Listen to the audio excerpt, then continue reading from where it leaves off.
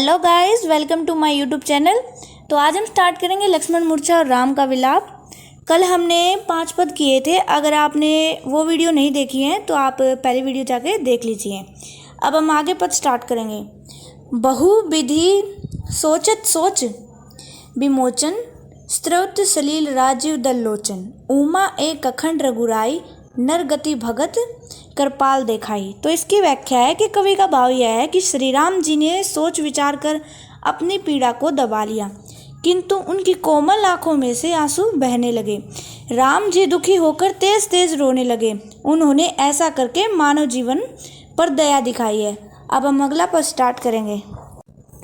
हमने अब लक्ष्मण मूर्छा और राम का विलाप कर लिया। अब हम सोरठा करेंगे। तो इसका पद करेंगे पहले। प्रभु प्रलाप सुनी कान विकल, भय वानर निकर, आई गयु हनुमान जी में करुणा महवीर रस। इसकी व्याख्या है कि लक्ष्मण जी मूर्छित अवस्था देखकर राम जी का विलाप धीरे धीरे बढ़ता ही जा रहा था, किंतु यह देखकर वानरों के समूह भी व्याकुल हो गए। शोक का वातावरण लगने लगा। तभी हनुमान जी संजीवनी बूटी लेकर आ जाते हैं। भाव यह है कि पल भर पहले शोक का वातावरण हनुमान जी के आगमन से प्रसन्नता से भर जाता है, जैसे करुणा रस में वीर रस का प्रयोग हो गया हो। अब हम आगे अगला पद स्टार्ट करेंगे। हर्षि राम बेटु हनुमाना, अति कृतज्ञ प्रभु परम सुजाना, तुरत वैद तब कीनी ही उपाय, उठी बैठे लक्ष्मण हर्षाई। इसकी व्याख्या है कि कवि का कथन यह है कि हनुमान जी की संजीवनी बूटी ले आने के पश्चात राम जी ने हनुमान जी से मेल मिलाप किया। वह बूटी लक्ष्मण को दी गई तथा वैद्य ने उनका उपचार किया। जब लक्ष्मण मूर्छित अवस्था से बाहर आए तो सभी खुश हो गए। आगे है, हृदय लाई प्रभु भेटु भ्राता, हर्षे सकल भालू कपि ब्राता, कपि पुनि वैद्य तहाँ पहुँचावा, जे ही विधि तबहि ताहि लड़ावा। इसकी व्याख्या है कि सभी के हृदय प्रसन्नता हो उठ गए। आगे है कि वानर सेना खुशी से कूदने लगी और बाद में हनुमान जी वैद्य को उनके घर वापस छोड़कर आ गई। अब आगे करेंगे।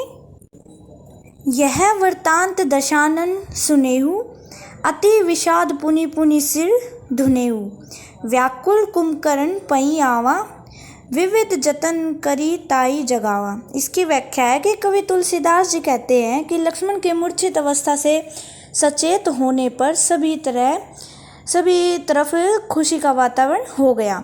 यह बात चारों तरफ फैल गई।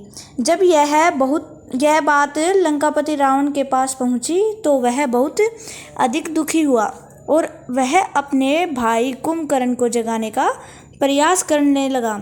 आगे है, जागा निशाचर देखी एक ऐसा, मानोहु कालू दे धरी वैसा वैसा, कुंभकर्ण भुजमा कहू भाई, काहे तव मुख रहे सुखाई। इसकी व्याख्या कि कई तरह के प्रयास करने के पश्चात भी कुंभकर्ण अपनी नींद से नहीं जागा, मानो उसने यमराज के शरीर को धारण कर लिया हो। जब वह नींद से जागा तब उसने रावण को अत्यंत दुखी देखकर उससे सवाल किया कि तुम इतने व्याकुल क्यों हो। अब हम अगला पद स्टार्ट करेंगे।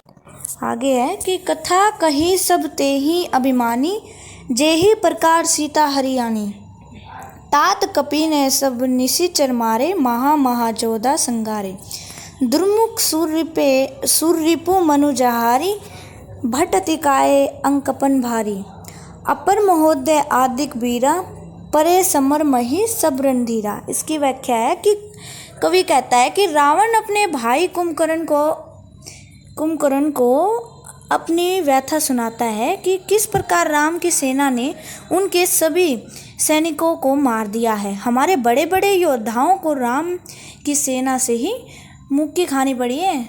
सेना में कोई भी अब जिंदा नहीं बचा है जो उसका सामना कर सके। आप ही अब भाई कुंभकर्ण हमारी उम्मीद हो। अब हम आगे करेंगे। आगे ये छोटा सा दोहा है। सुनी दशकंदर बचन तब कुंभकर्ण बिलखान, जगदम्बा हरियाणी अब सठ चाहत कल्याण। इसकी व्याख्या है कि कवि का कथन है कि रावण के सभी विचार तथा उनकी बातें सुनकर कुंभकर्ण को प्रतीत होने लगा कि उन्होंने घनघोर पाप किया है। यह मूर्ख तो साक्षात जगत जननी माँ अम्बा का हरण करके आया है। कवि का भाव है कि अब दुष्ट रावण को उसके विनाश से कोई भी नहीं बचा सकता। लक्ष्मण मूर्छा और राम का विलाप हमने पूरा कर लिया है, तो थैंक यू। सब्सक्राइब कीजिए।